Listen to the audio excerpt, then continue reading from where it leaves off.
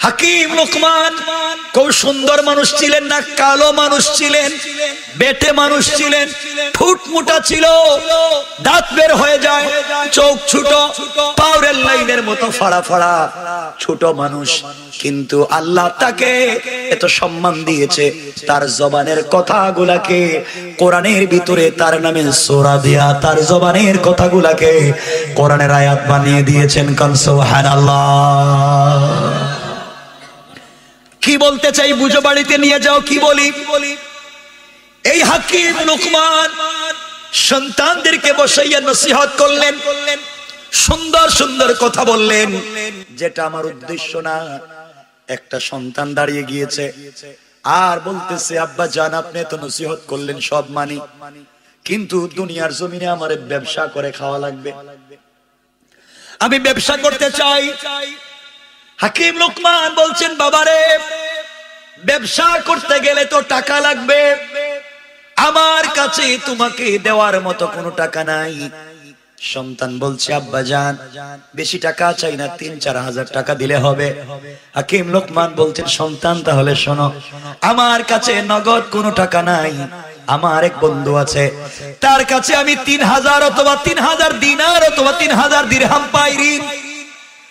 সে আমার কাছ থেকে নিয়েছে, অনেক দূরে তার বাড়ি, তার কাছ থেকে যদি টাকাটা নিয়ে আসতে পারো তাহলেই তুমি বিজনেস করতে পারবে। সন্তান বলছে, আব্বা জান আমাকে বলে দেন বাড়ি কোথায়, তাকে কোথায় নিয়ে আসবো। হাকিম লোকমান বলছেন, গভীর মনোযোগ দিয়ে শুনেন কি বলতে চাই। হাকিম লোকমান বললেন, ও সন্তান, আমার বন্ধুর বাড়ি অনেক দূরে, আমাদের বাড়ির পরে একটা বিশাল মরুভূমি, মরুভূমির পরে বিশাল দেশের মতো একটা গ্রাম, ওটা পার হয়ে গেলে একটা সাগর, ওই সাগরের চরে কাঠ দিয়া দুতলা বাড়ি বানাইয়া দুতলায় আমার বন্ধু থাকে, ওখানে যেতে পারলে তুমি টাকা নিয়ে আসতে পারবে। আব্বা জান আপনি বললে আমি যেতে পারবো। হাকিম লোকমান চোখের পানি ছেড়ে বললেন, সন্তান রে, কিন্তু তুমি যেতে পারবে না, ওখানে যাওয়ার পথে তুমি ইন্তেকাল করবে, মরে যাবে। আব্বা জান আমি কেন মরে যাব? হাকিম লোকমান বলছেন, ও বাবা, তুমি ঘর থেকে বের হয়ে যাওয়ার পরে 10 থেকে 12টা কঠিন বিপদের সম্মুখীন হবে। একটা বিপদ থেকে পরের বিপদটা ভয়ঙ্কর হবে, তুমি মরে যাবে, বাঁচবে না, তোমাকে মেরে ফেলবে। এই জন্য তুমি টাকা আনতে পারবে না, ওই জন্য কষ্ট পাই। হাকিম লোকমানের ছেলে বলছে, আব্বা জান আপনি বলেন কেমনে আনতে পারি? এবার হাকিম লোকমান বলছেন, শোনো, তুমি আনতে পারবে, একটা সিস্টেম তোমাকে বলে দেই। বাবারে ঘর থেকে বের হওয়ার পরে ভয়ঙ্কর বিপদের সম্মুখীন হবে, কিন্তু ঘর থেকে বের হওয়ার সময় তুমি যদি 2 রাকাত সালাতুল হাজত পড়ে বের হয়ে যাও, আমার মন বলতেছে, আমার মন বলছে, ঘর থেকে বের হয়ে যাওয়ার আগে আল্লাহ তোমার জিম্মাদার হয়ে যাবে। নিয়মটা আমি বলে দিচ্ছি। সন্তান বলছে, আব্বাজান বলেন তো কেমন বিপদ হতে পারে?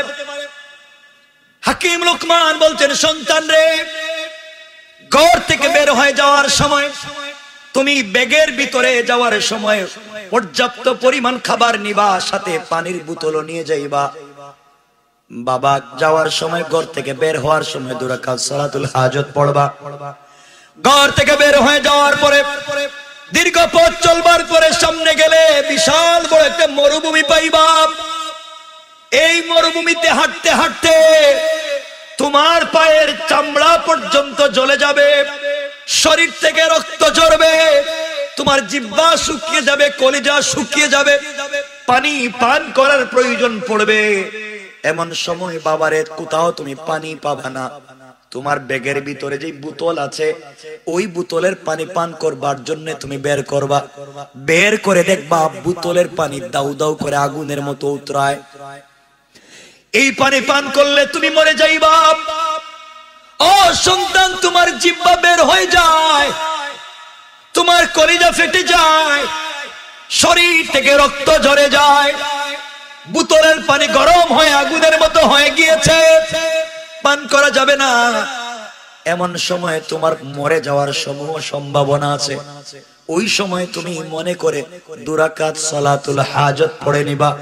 সালাতুল হাজত পড়ে তুমি ডান দিকে যখন সালাম ফিরাবা, আমার বিশ্বাস ফিরানোর সাথে সাথে তুমি দেখবা যেই মরুভূমিতে এতক্ষণ পর্যন্ত গাছপাতা ছিল না, ডান দিকে সালাম ফিরাইয়া দেখবা ডান দিকে সুন্দর একটা বাগান দেখা যায়।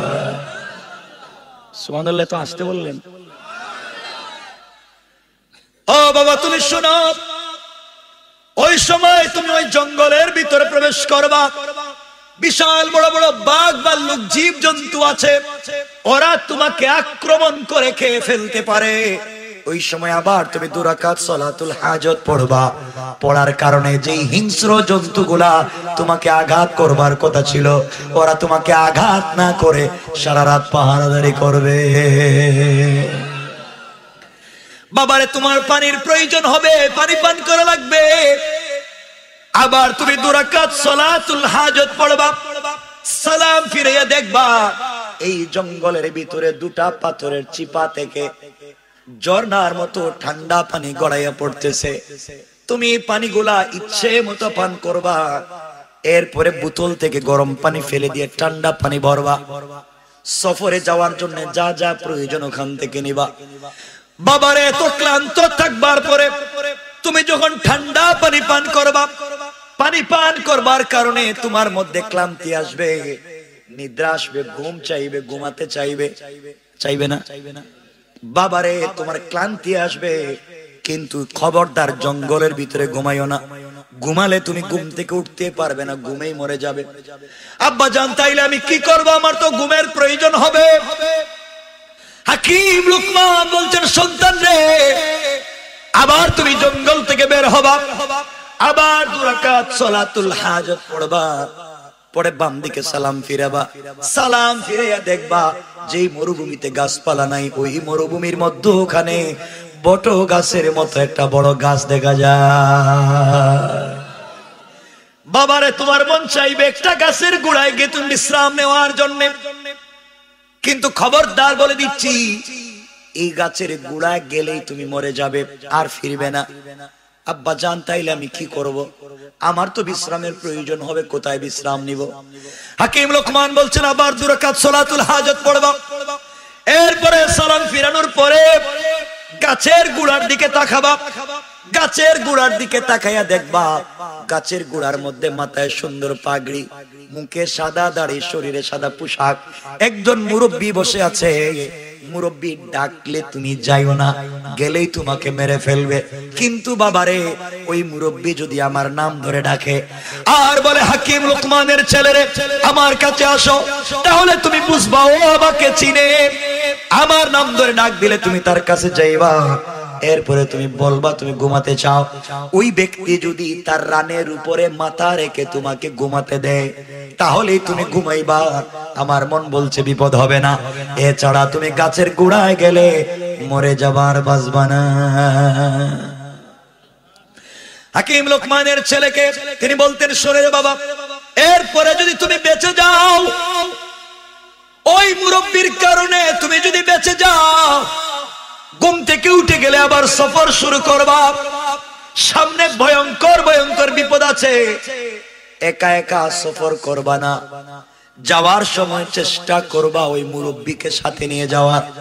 মুরব্বি যদি তোমার সাথে যায় তাহলে তোমার বিপদ কম হবে। কিন্তু বাবারে সফর করে কিছু দূর যাওয়ার পরে একটা গ্রাম পাইবা। ওই গ্রামে যাওয়ার পরে তুমি আমার পরিচয় দিবা, হাকিম লোকমানের ছেলে। মানুষ তোমাকে আপ্যায়ন করবে, মানুষ তোমাকে হাদিয়া তোহফা দিবে। ওই গ্রামে তুমি শান্তিতে বসবাস করবা সর্বোচ্চ 3 দিন। খবরদার বাবারে 4 নম্বর দিন সকাল কইরো না। ভুলে যদি 4র্থ দিন সকাল হয়ে যায় তুমি মরে যাবা, বাঁচবা না। আব্বা কেমনে মরে যাব? ও বাবা, সকাল হয়ে গেলে এই দেশের সবগুলা মানুষ মিলে বিশ্ব সুন্দরী একটা মেয়েকে অপরূপ সৌন্দর্যে সাজাইয়া, অলংকার জেওয়ার পরাইয়া, অর্নামেন্টস জুয়েলারি দিয়া ওই মেয়েটাকে নিয়ে আসবে তোমার কাছে বিয়ে দেওয়ার জন্য। খবরদার, আমি বাপ তোমাকে ওসিয়ত করছি, তুমি যদি ওই মেয়ের প্রেমে পড়ে তার সুন্দর চেহারা দেখে তাকে বিয়ে করো, তাহলে বাসর রাত্রে মরে যাইবা। আব্বা এগুলা কি বলে দিলেন? জামু কেমনে টাকা আনতে?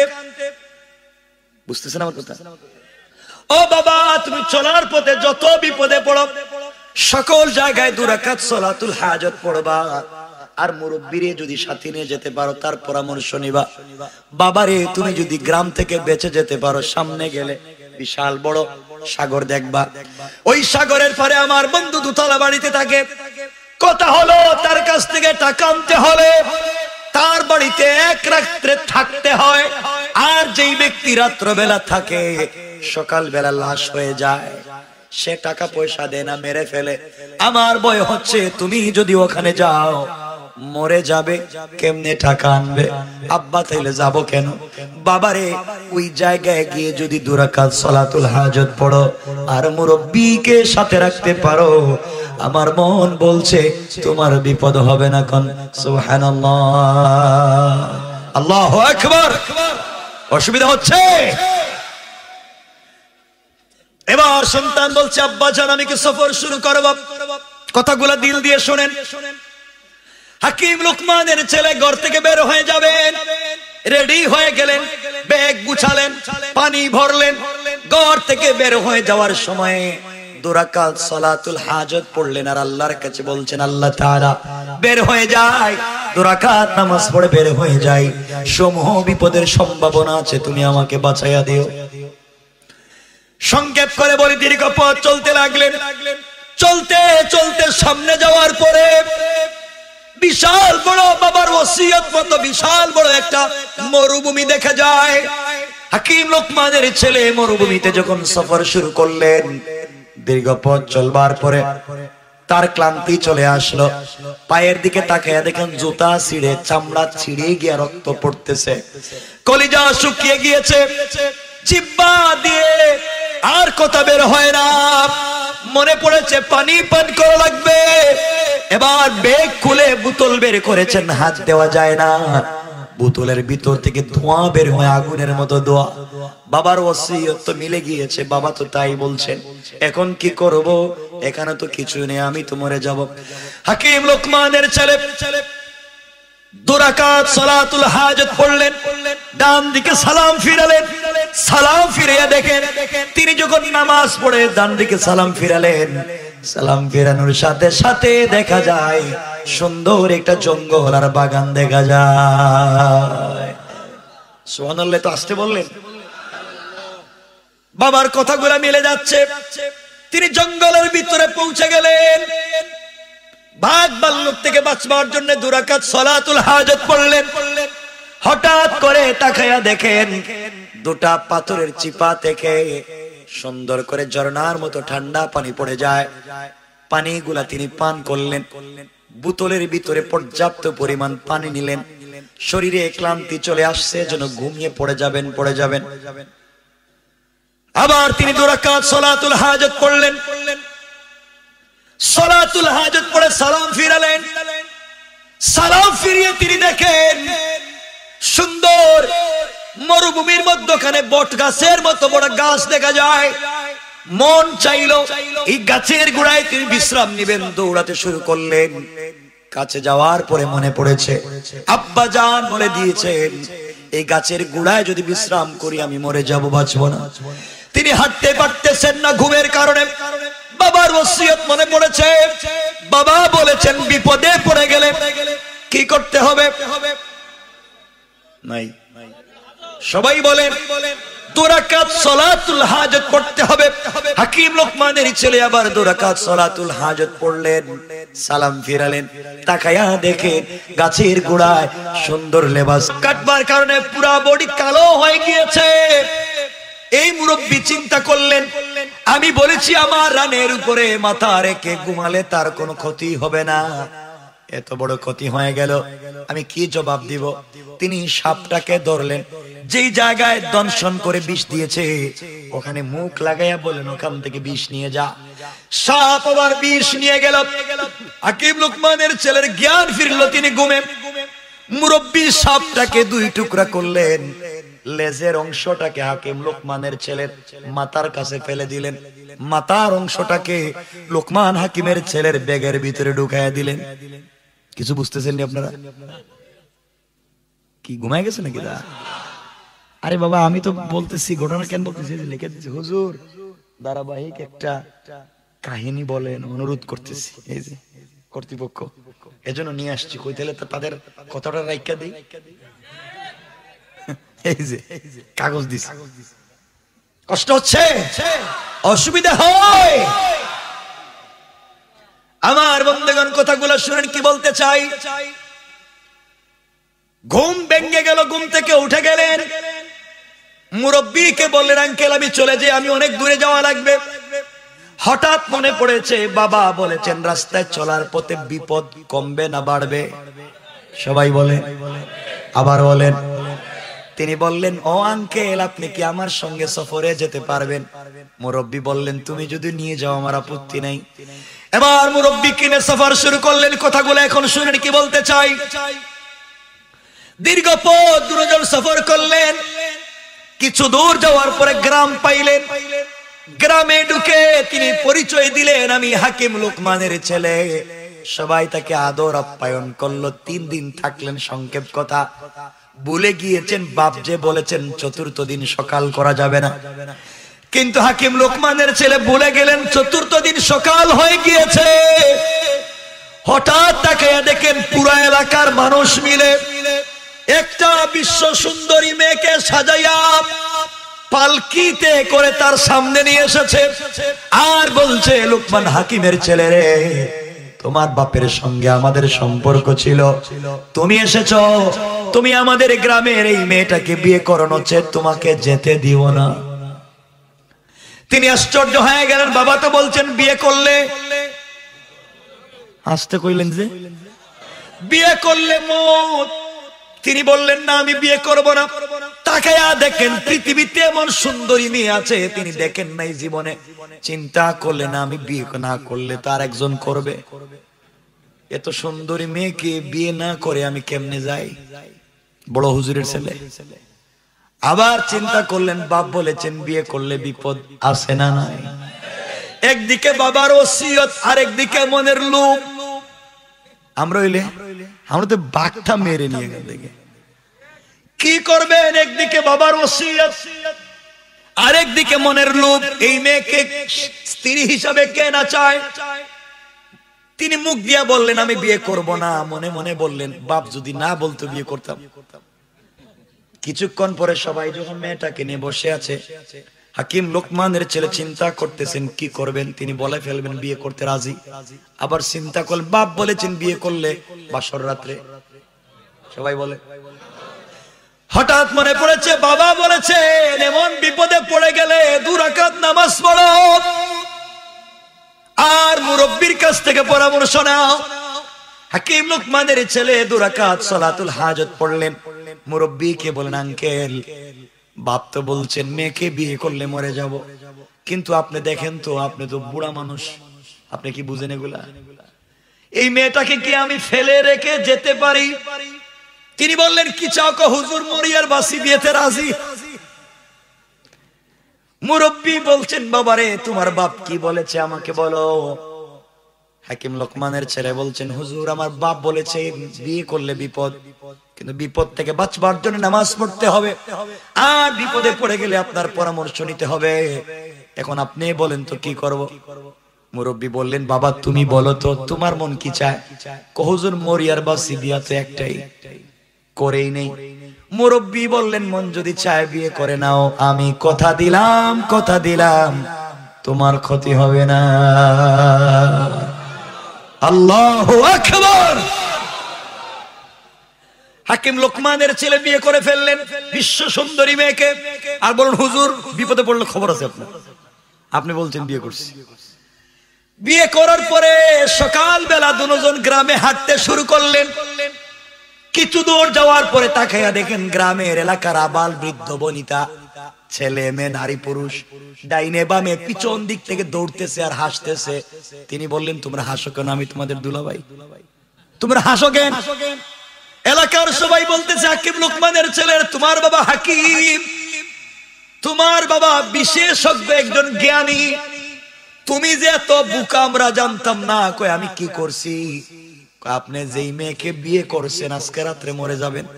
কয়রা জানলো কেমনে? তোমরা জানলে কেমনে আমি মরে যাব আজকে রাত্রে? এলাকার মানুষ মিছিল দিয়ে বলতেছে তুমি বোকা, তোমার আগে এই মেয়েটার আরো 10টা বিয়ে হইছে। কয়টা বিয়ে হইছে?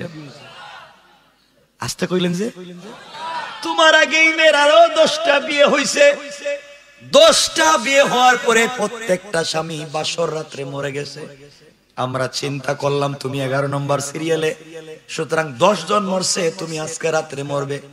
এই কথা শুনবার পরে হাকিম লোকমানের ছেলে মুরব্বির পা ধরে, হুজুর দরকার নাই, বউর এখন আমারে বাঁচান, এখন বাঁচা লাগবে, করলাম কি বিয়ে করে? এলাকার মানুষ আসতেছে, হাকিম লোকমানের ছেলে সামন দিকে যায়। কিছু দূর যাওয়ার পরে মানুষ দেখে বাঁশ কাটে, জিগে বাঁশ কাটো কেন? কয় তোমার গুরুস্তাদের বাঁশ। ব্যাপার কি? আমি জিন্দা হাঁটতেছি, এর দিকে বাঁশ কাটে। তিনি তো আশ্চর্য হয়ে গেলেন, কোন বিপদে পড়লাম। মুরব্বীরে জড়ায়া বলছেন, হুজুর আপ মনে হয় বাঁচবো না। বাপ বলছেন বিয়ে করলে বিপদ করলাম কেন? আরো কিছু দূর গেলেন, যাওয়ার পরে দেখেন মানুষ কাফনের কাপড় ধুইতেছে। তোমরা কাফনের কাপড় দাও কেন? আপনার আগামী কালকেই হবে। তিনি তো বুঝলেন ব্যাপার বুঝি না, কি করলাম। কিছু দূর যাওয়ার পরে দেখেন কিছু ডুম, ডুম বুঝেননি কি করে লাশ কাটে, কিছু ডুম দাঁড়িয়ে আছে। জিজ্ঞাসা করলেন তোমরা কেন? রাত্রবেলা সকাল হইলে আপনারা কাটা লাগবে। মুরব্বীরে বলছেন, হুজুর আর এই গ্রামে থাকতাম না, বিয়ে করছি তো করছি, দুজন এখন ভাগি, থাকলেই বিপদ। মুরব্বী বললেন, আমরা ভাগলে কোথায় যাব? দৌড় দিলেন, সামনে গিয়া দেখেন পুরো এলাকার মানুষ হাতে লাঠি নিয়ে পারাদারি করতেছে। বাইরে খবর আছে। হাকিম লোকমান তার ছেলেকে যা ওসিয়ত করলেন সব মনে পড়তেছে। এবার মুরব্বীকে বলছেন, আঙ্কেল আমি কি করব? নির্ঘাত মরে যাব, কি করলাম? এতদিন তো বাঁচলাম। মুরব্বী বলছেন, বাবারে তোমার বাপ কি বলেছে? হুজুর আব্বা জান বলেছেন বিপদে পড়লে 2 রাকাত সালাতুল হাজত পড়তে, আর আরো বিপদে পড়ে গেলে আপনার কাছ থেকে পরামর্শ নিতে।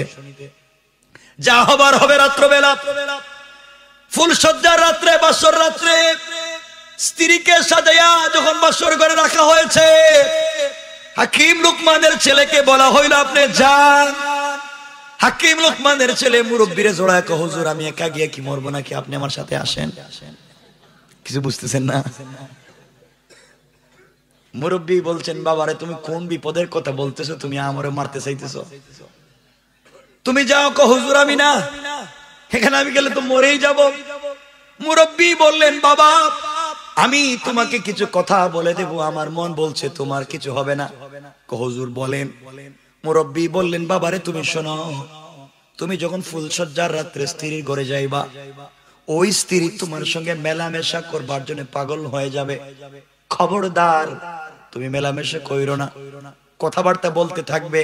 স্ত্রীকে বলবে, স্ত্রী রে তুমি আমাকে চিনো, আমি তোমাকে চিনি, আজকের রাত্র চিনা জানা পরিচয়ের মাধ্যমে কেটে যাক। এভাবে দীর্ঘক্ষণ কথা বলে রাত্র কাটাইবা, শুধু টাইম পাস।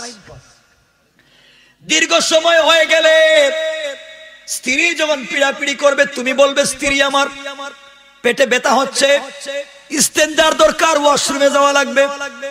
এই কথা বলে বলবে, একটা লুটা দেও, বদনা দেও, পাত্র দো, আমি ইস্তেঞ্জা যাই। এই কথা বলে যা দিবে তা নিয়ে বের হয়ে আমার কাছে আসবা।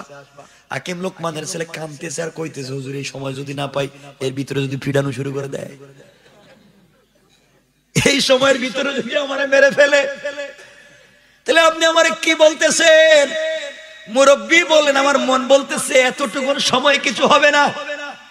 হাকিম লোকমানের ছেলে এতদিন পড়তেন 2 রাকাত, আজকে 2 রাকাত করে পড়তে আসে নামাজ। ভয়ের ঠেলায় নামাজ বেড়ে গেছে। কষ্ট হচ্ছে না? 12:30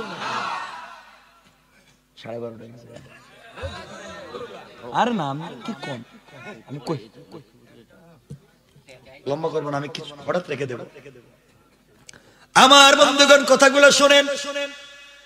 এক পর্যায়ে হাকিম লোকমানের ছেলে সালাতুল হাজত পড়ে দোয়া দুরুদ করে স্ত্রীর রুমের ভিতরে ঢুকলেন। ঢুকে দেখেন স্ত্রী সুন্দর সেজেগুজে বসে আছে। স্ত্রী তো তাকে মেলামেশা করবার জন্য টানতেছে। তিনি বলেন, খবরদার, দেখো এগুলো করবা না, আমার সঙ্গে কথা বলো, পরিচয় হই, এরপরে যা করার করব। স্ত্রী দেখা যায় কাঁদতেছে। বলেন, কাঁদতেছো কেন? কয় কিছুক্ষণ পর আপনি মরে যাবেন। হেউ দেখি কই মরে যাবেন, ব্যাপারটা কি? এভাবে দীর্ঘক্ষণ কথা বললেন। আল্লাহ রাব্বুল ইজ্জত ওয়াল জালাল কোরআনে কারিমে বলছেন, ইন্না কাইদাশ শাইতানি কানা দাঈফা।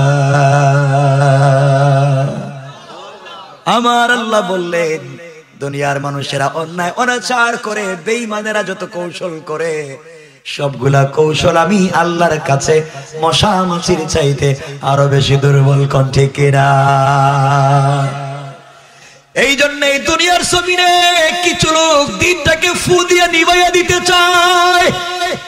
তাকবীরের আওয়াজ দিলে কিছু মাস্তাদের কলিজায় ধরে যায়। আল্লাহর নাম নিলে, রাসূলের নাম নিলে কিছু মানুষের চুলকানি উঠে যায়। কোন ঠিক কিনা? মনে রাখবেন, এই জমিন আল্লাহর, এই জমিনে তাওহীদ চলবে, আল্লাহর হুকুমত চলবে আল্লাহর। যারা ইসলামী আন্দোলনের কর্মী দেখলে কর্মীদের দিকে তাকালে নষ্টামির চেহারায় দেখে, তাদেরকে মনে রাখবেন, তারা হলো এই জামানার আবু লাহাব আর আবু জাহাল। কোন ঠিক কিনা? আমার বন্ধুগণ, দুনিয়ার জমিনে কৌশল করে লাভ নাই। আপনি যে জিনিসের মাধ্যমে দিন মুছে দিতে চাইবেন, আমার আল্লাহ ওই জিনিস দিয়া দিনকে জিন্দা করে দিতে পারে। কোন ঠিক কিনা?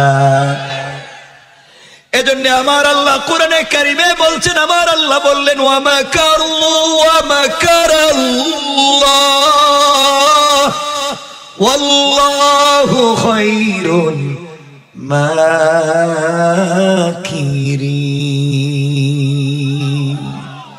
আল্লাহ রাব্বুল ইজ্জত ওয়াল জালাল বলেন, বান্দারে, কাফের বেঈমানেরা যে কৌশল করে, অন্যায়কারীরা যে কৌশল করে, ওরা জানে না, জানতে পারে না, তাদের কৌশলের চাইতে আমি আল্লাহর কৌশল হাজার গুণ বড়। কোন ঠিক কিনা?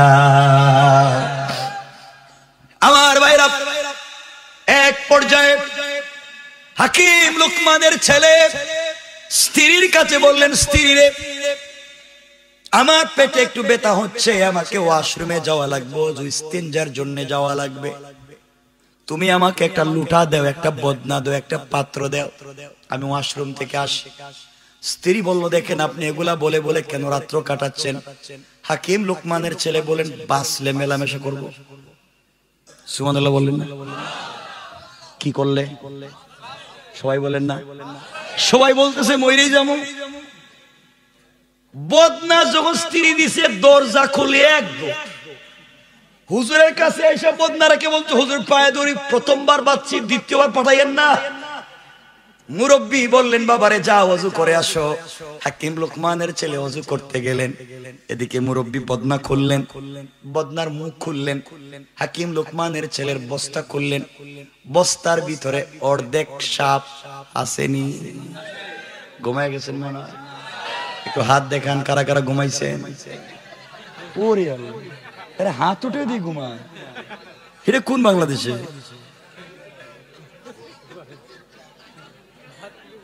আমার বন্ধুগণ, কথাগুলো শুনেন। বস্তার ভিতরে অর্ধেক সাপ ছিল, ওটা বের করে বদনার ভিতরে রেখে দিয়া মুখ লাগাইয়া দিলেন।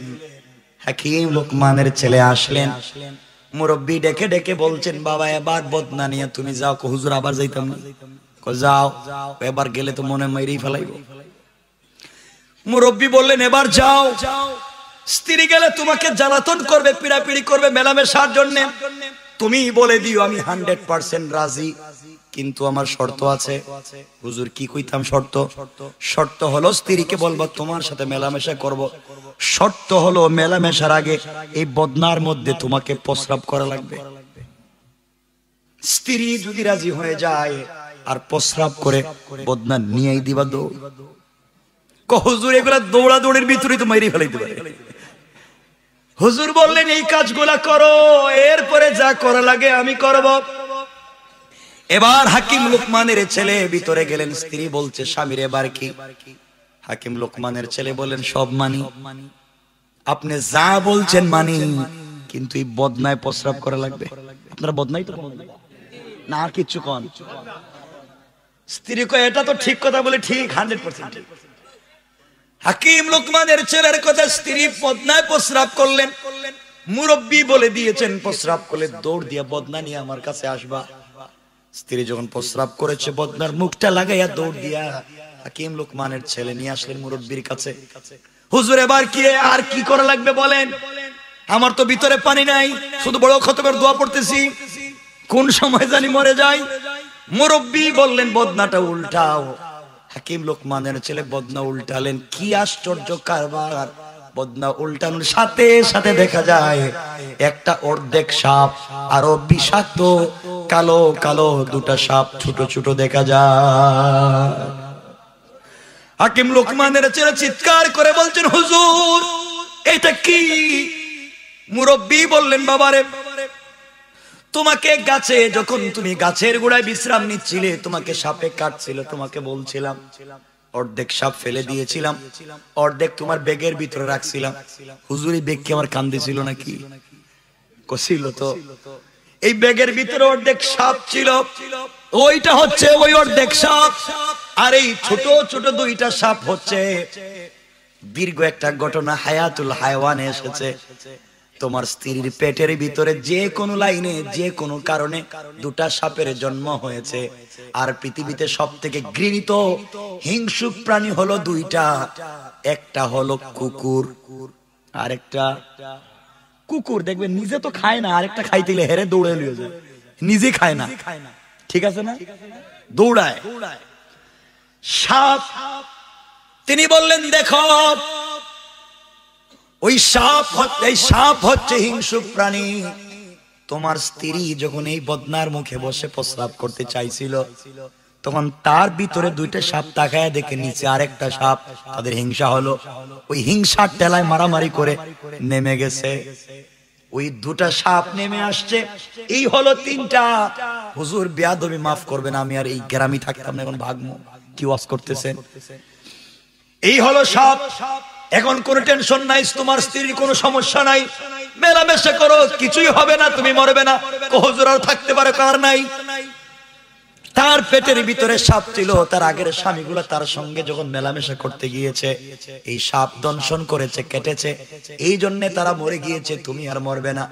এখন কথা হলো সাপ কেমনে আসলো, কোত্থেকে আসলো, কেমনে বড় হলো, ঘটনা কি, পিছনের হিকমত কি, এটা বললে লাগবে আর আমার 2 ঘন্টা। আরে আপনাদের,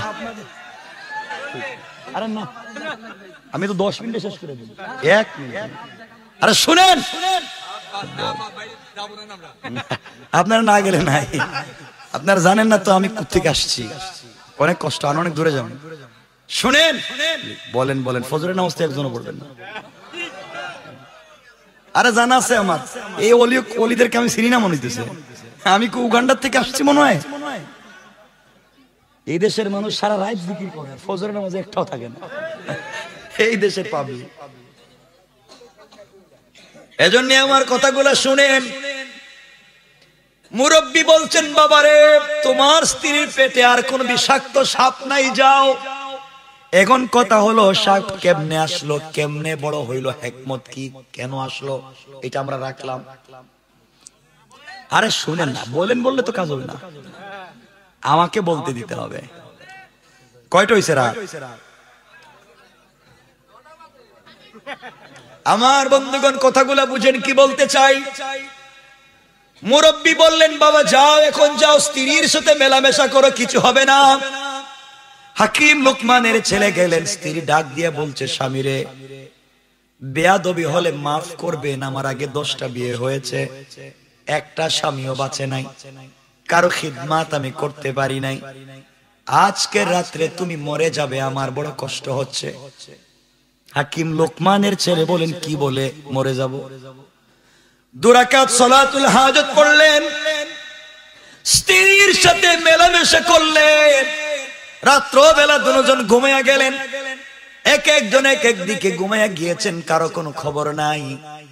সকাল যখন হয়ে গিয়েছে, সূর্য উদিত হয়ে গিয়েছে, এলাকার মানুষ পুরা বাড়িতে কাফন টাফন নিয়ে হাজির, বাস নিয়ে উঠানের মধ্যে হাজির, পিসাব করে আল্লাহ রে কি হইলো, বাস নিয়ে পাবলিক হাজির, কাফন নিয়ে হাজির। যারা লাশ কাটে, লাশ গোসল করে ডুম, তারা ঘরের দরজা ভাঙিয়ে ঘরের ভিতরে ঢুকতেছে, চিন্তা করে প্রতিদিন একজন মরে, আজকে কি দুটাই মরছে নাকি? কেউ দেখে উঠে না, ঘরের ভিতরে ডুম ঢুকে দেখে দুইজন দুই দেখে ঘুমে আছে, মানে মরে রইছে। ডুমেরা মনে করছে দুটাই মরছে। হাকিম লোকমানের ছেলের পা ধরে যখন দিছে টান, ও সোজা দাঁড়ায় গেছে। ওরা ও মা ও বাবাকে চিৎকার দিয়ে দৌড়।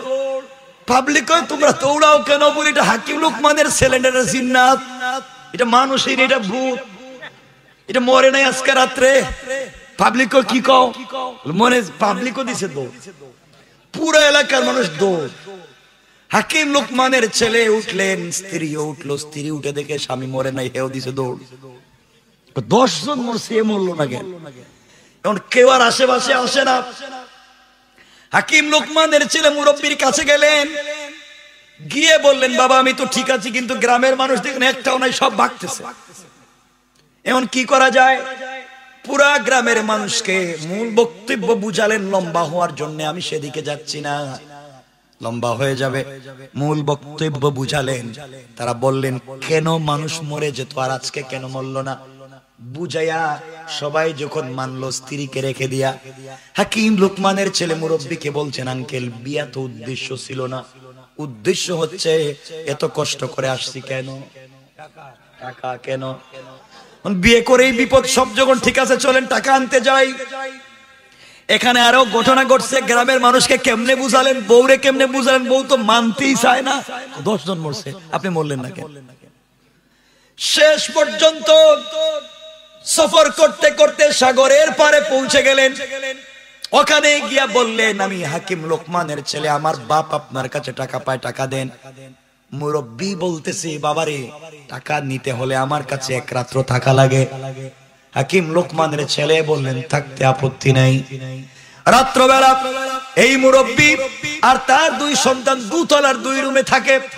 নিচতলার ভিতরে হাকিম লোকমানের ছেলে আর মুরব্বীকে থাকতে দিয়েছে। মুরব্বী বললেন, বাবারে রাত্রবেলা কঠিন বিপদ আছে, বিপদ থেকে বাঁচবার জন্য 2 রাকাত সালাতুল হাজত পড়ো। হাকিম লোকমানের ছেলে 2 রাকাত সালাতুল হাজত পড়লেন, নিচতলায় ঘুমিয়ে গেলেন। মুরব্বীর টার্গেট হলো, এই বাড়িওয়ালার টার্গেট হলো সাগরের পারে তার বাড়ি। সাগর থেকে গভীর রাত্রে জলুচ্ছ্বাস আসে, সাগর থেকে জলুচ্ছ্বাস আসে। আসার পরে বাড়ির নিচতলায় পানি ঢুকে যায়, দরজা বাহির দিকে তালা দেওয়া, ভিতর থেকে বের হতে পারে না। মানুষ ডুবে মরে যায়, সকালবেলা লাশ ফেলে দেয়, কাউরে টাকা দেয় না।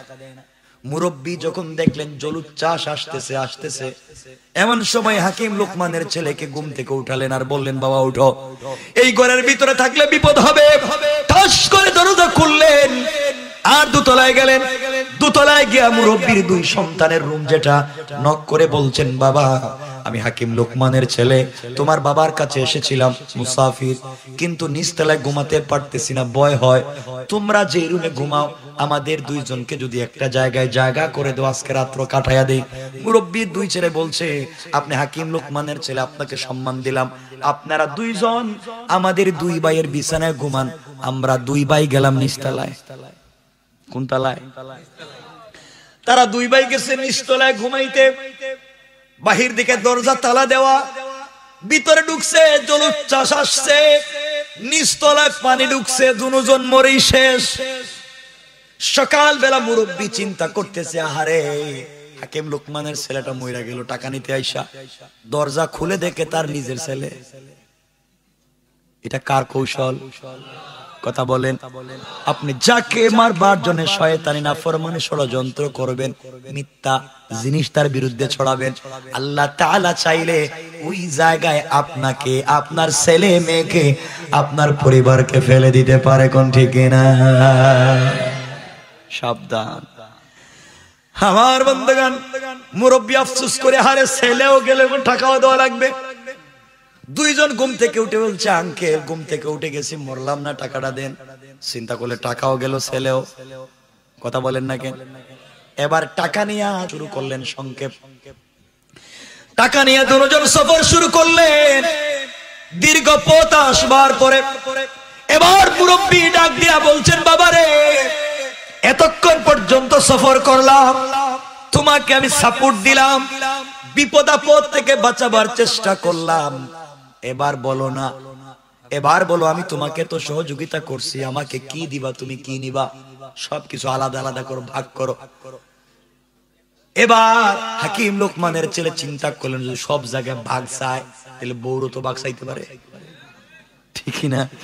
তাহলে তো বিপদ, বহুত বড় বিপদ হয়ে যাবে। তিনি বললেন বাবা টাকা পয়সা যা আছে সব নিয়ে যান, বউ আমারে দেন।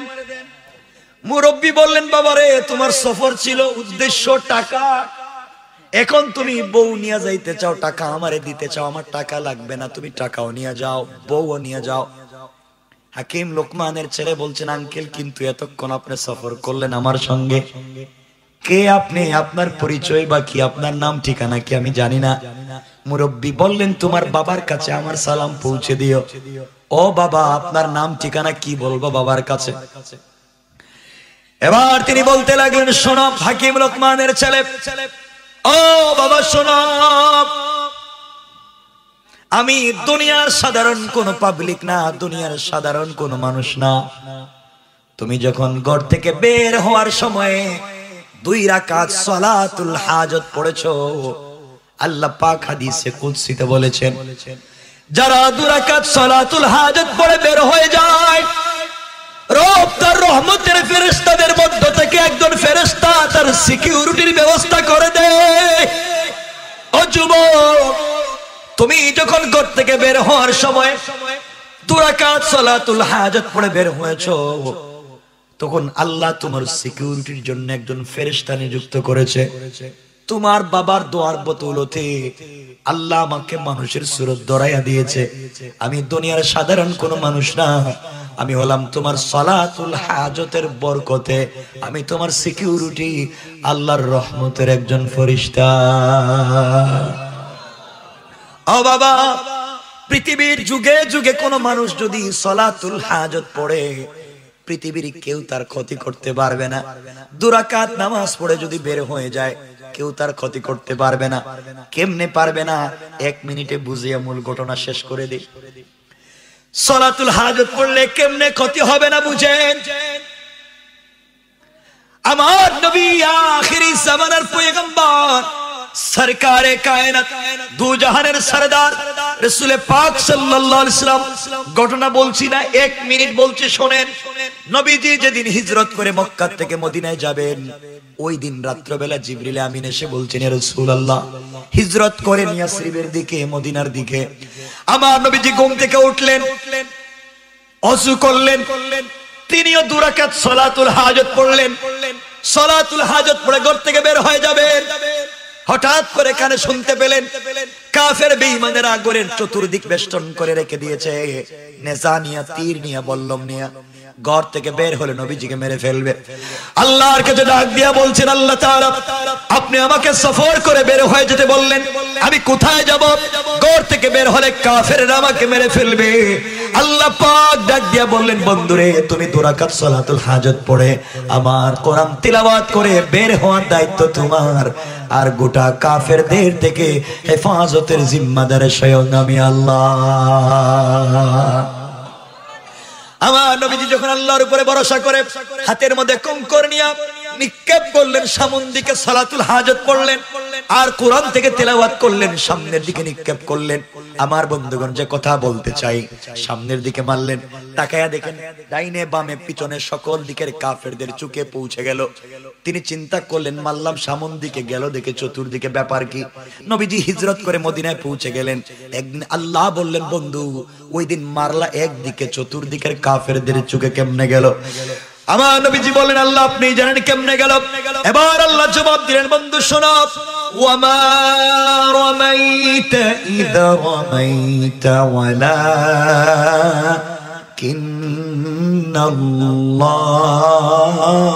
রামা। বন্ধুরে সালাতুল হাজত পড়ে কোরআন তেলাওয়াত করে যখন নিক্ষেপ করেছো, ওটা তোমার হাত থেকে নাই, আমি আল্লাহর কুদরতের হাত হয়ে গিয়েছে। আর আমার হাত দিয়া সবগুলা কাফেরদের চোখে চোখে পৌঁছে দিয়েছি। মুরব্বি ডাক দিয়া বললেন, হাকিম লোকমানের ছেলে, আমি রহমতের ফেরেশতা, তুমি নামাজ পড়েছো, আমার কাছে আল্লাহর কাছে বলেছো, আল্লাহ সিকিউরিটির জন্য আমাকে পাঠিয়ে দিয়েছে, আমি তোমাকে হেফাজত করেছি। এবার যাও, বাড়িতে পৌঁছে যাও, টাকা নিয়ে যাও, তোমার স্ত্রীকে নিয়ে যাও, পৃথিবীর মানুষকে জানাইয়া দেও, তারাও যদি চলার পথে সকল বিপদে 2 রাকাত সালাতুল হাজত পড়ে, আমি আল্লাহ তাদেরকে এভাবে যুগে যুগে বাঁচাইয়া দিতে পারি। কোন ঠিক কিনা?